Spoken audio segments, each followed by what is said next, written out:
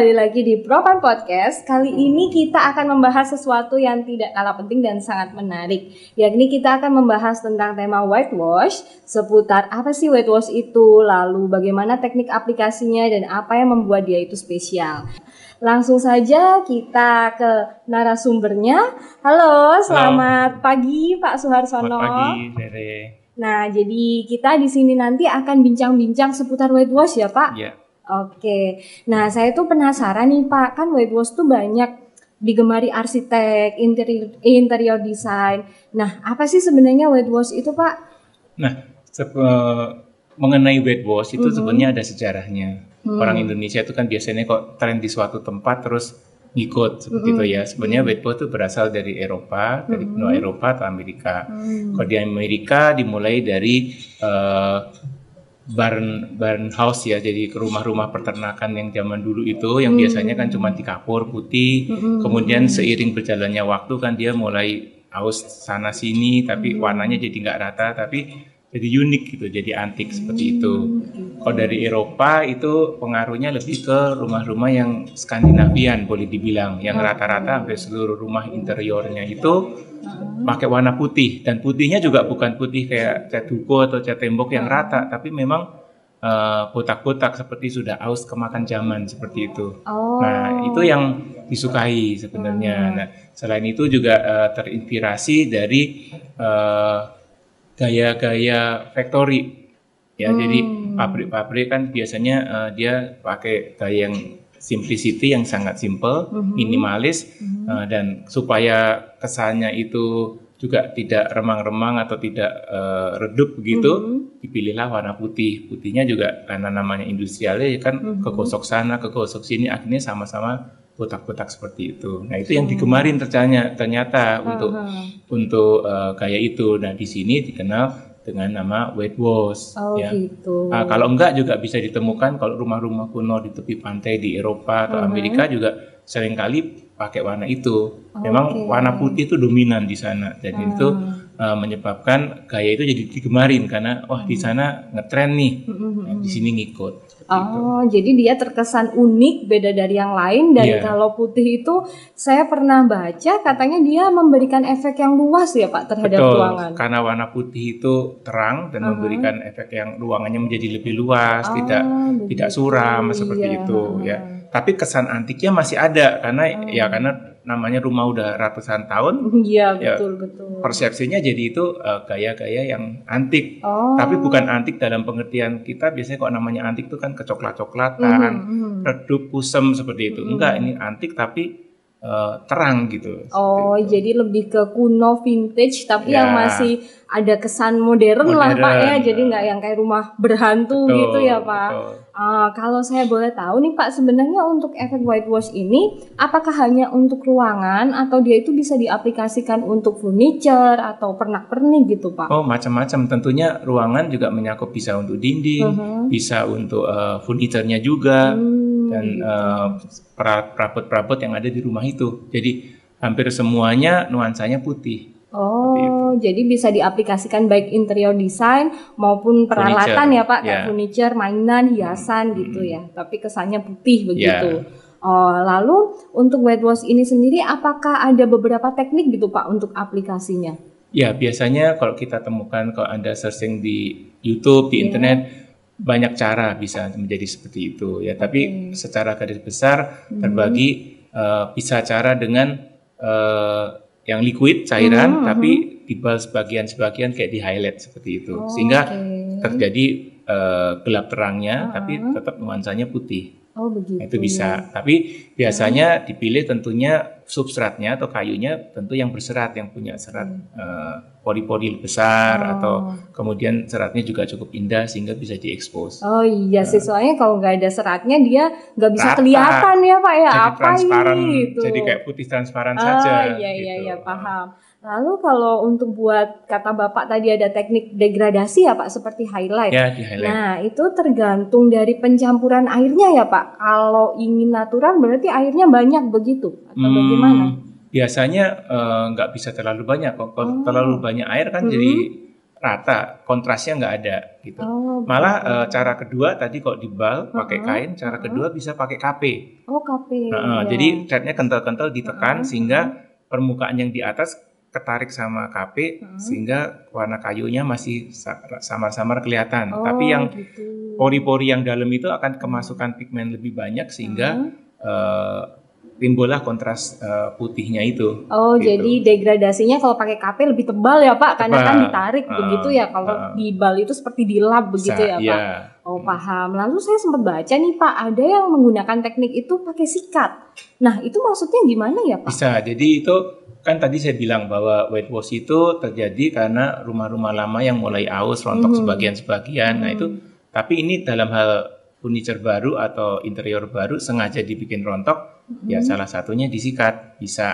Jadi sengaja dilapis dulu, kemudian dirusak dengan pokoknya berbagai macam alat lah, bisa diamplas, bisa disikat. Makanya biasanya dipilih cat-cat yang pigmennya banyak, tapi resinya nggak terlalu kuat, nggak terlalu banyak seperti itu, sehingga bisa gampang rontok. Top coatnya baru pakai clear yang biasa seperti itu.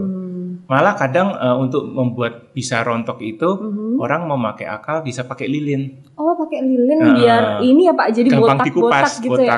Betul. Paham. Jadi digosok dulu lilin, dicat, sebagian digosok lilin, kemudian dikerok lagi kan lilinnya ke bawah tuh sehingga betul. kelihatan botaknya. Jadi macam-macam lah caranya. Kalau nanti tanya di tukang mungkin mereka punya cara lebih banyak lagi ya Pak variasinya. Betul. Oke, nah begitu. Jadi sangat banyak sekali teknik aplikasi untuk membuat efek whitewash. Yang terpenting tadi nih saran dari Pak Hartu, efek whitewash adalah menonjolkan warna putih dan dia ada kesan botak-botak. Nah Pak Har, kalau saya lihat nih di sini Bapak ada panel yang sangat menarik nih Pak. Nah, ini contohnya. Nah ini. Ya ini kalau aplikasinya tadi yang saya bilang liquid digosok. Jadi kan kontrasnya tidak terlalu kelihatan. Tapi kalau pakai KP, ya Pak ya. Kalau di KP dia akan lebih ekstrim seperti ini. Iya, karena tadi yang Bapak bilang ditekan, jadi dia lebih masuk ke pori ya Pak. Oke, menarik sekali. Nah kebenaran ini memakai produk propan yang namanya 3D gel stain. Iya apa tuh Pak? Kalau 3D gel stain itu adalah sebenarnya pigment water base yang dibikin seperti gel sehingga aplikasinya bisa semacam mau Anda tadi mau di highlight pakai kain bal, dilap bisa, ditekan pakai KP juga bisa. Jadi sangat fleksibel seperti itu. Begitu. Nah kalau saya lihat nih Pak dari aplikasinya tuh apakah perlu diencerkan dulu Pak atau langsung aja gitu Pak? Kalau yang sistem KP ini langsung aja, toh nanti ditekan sama KP-nya justru menekan cat 3D gel-nya ini masuk ke pori-pori dan yang di atas di permukaan yang atas ke bawah lagi, jadi kelihatan kayunya kembali. Beda kalau yang di bal kan dia mewarnain juga permukaannya sehingga kontras terangnya nggak terlalu kelihatan. Lebih natural ya Pak hasilnya. Nah produknya kayak gini nih kok 3D gel stain, kalengnya seperti ini. Itu water base ya Pak? Water base. Jadi sangat aman ya Pak diaplikasikan. Betul, sangat aman. Lalu tidak berbau tentunya ya. Pastilah. Nah kalau saya penasaran nih Pak, tadi kan Bapak bilang ada yang teknik bal yang pakai kain. Itu apakah nggak lengket-lengket gitu Pak kalau pakai 3D gel stain? Enggak, memang ini di formula semacam glaze, tapi water base gitu. Jadi memang aplikasi biasanya orang digosok pakai bal, dikuas dulu rata, kemudian dilap, diambil lah yang nempel di permukaan itu diambil dengan kain bal seperti itu. Oke, menarik sekali ya Pak. Ini di sini saya kalau lihat juga nih ada kayu yang kesannya seperti tua tapi tetap modern. Ini mungkin yang Bapak bilang tadi seperti di rumah-rumah tua. Ya, rumah-rumah tua di Eropa gitu ya. Atau di peternakan ya Pak ya, mungkin lebih cocok seperti ini ya. Nah di sini ternyata tidak hanya warna putih ya Pak, bisa dikreasikan dengan warna-warna lain ya Pak? Bisa juga. Karena di gel stain ada beberapa warna. Ada putih, terus coklatnya juga ada beberapa macam, kemudian juga ada yang abu-abu. Abu-abu. Biasanya kalau kayak vintage atau whitewash semacam ini ya paling kombinasinya dengan yang warna abu-abu. Jadi tetap seperti kayak kayu lama yang sudah mulai ada jamur-jamur sedikit begitu kan. Tapi putihnya tetap Tetap ada menonjol, ya tetap Pak, ada. tetap menonjol. Oke. Nah, dari podcast yang dijelaskan oleh Pak Suharsono tadi terlihat nih ternyata whitewash itu nggak hanya cuman putih aja, tapi bisa kalian kreasikan sesuai dengan inspirasi masing-masing. Contohnya dua panel yang sangat menarik ini. Jadi dia dicampur dengan 3D gel stain tapi warna yang berbeda ya Pak ya. Jadi bisa ada warna putih, ada warna hitam, ada warna abu-abu, coklat, semua tergantung dari kreasi masing-masing. Jadi tekniknya teknik whitewash, tapi warna ya suka-suka. Suka-suka ya pilih. Pak, cuman Betul. kalau whitewash yang lebih ditonjolkan adalah warna putih begitu ya Pak? Iya, namanya juga white. Ya memang white ya Pak, iya bener juga aduh. Nah lalu kalau saya perhatikan itu ada dua kaleng kan, yang satunya tadi udah Bapak kenalin nih 3D gel stain. Kalau yang satunya itu propanbutane apa ya Pak? Oh, propanbutane ini beda. Kalau ini kan sebenarnya pigmen yang water based yang untuk diratakan. Kalau ini sebenarnya sudah berupa ada resinnya. Nah, kita kebenaran kalau dibilang warna putih, kalau mau mudah kita ada warna tinting ini yang warna putih. Nah, tinting ini kebenaran bentuknya memang putih tapi agak transparan. Jadi kalau diaplikasi dengan kuas kemudian ditarik dengan kafe ya bisa juga menjadi mendekati whitewash. Tapi kalau dibilang mau ekstrim seperti ini, yang putih sekali ini seperti gitu. gini ya, mau nggak mau harus pakai yang kadar pigmennya padat, yaitu yang 3D gel stain seperti itu.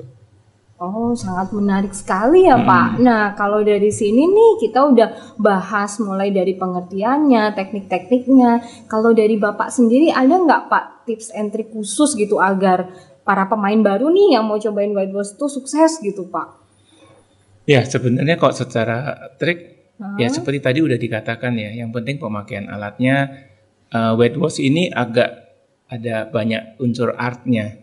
Jadi sama-sama botakin, kalau botaknya ngawur sama botaknya kita sudah planning sebelah mana yang pantasnya botak, seperti itu ya jadi lebih natural seperti itu. Jadi sebaiknya kalau tipsnya kalau mau model whitewash ini kalau satu furniture ya dikerjain satu orang, jangan diterusin orang lain. Iya. Nanti jadi Beda-beda ya Pak ya, beda-beda. karena tangannya beda tangannya ya. beda seperti itu. Oke begitu. Nah sangat menarik sekali podcast kali ini tentang whitewash. Mulai pembahasan dari pengertian whitewash itu apa sih, sejarahnya, teknik aplikasinya, bahkan sampai tips and trick yang terbaru dari Pak Suharsono Legowo. Jadi bagaimana, apakah Anda tertarik untuk mencoba efek whitewash untuk rumah Anda?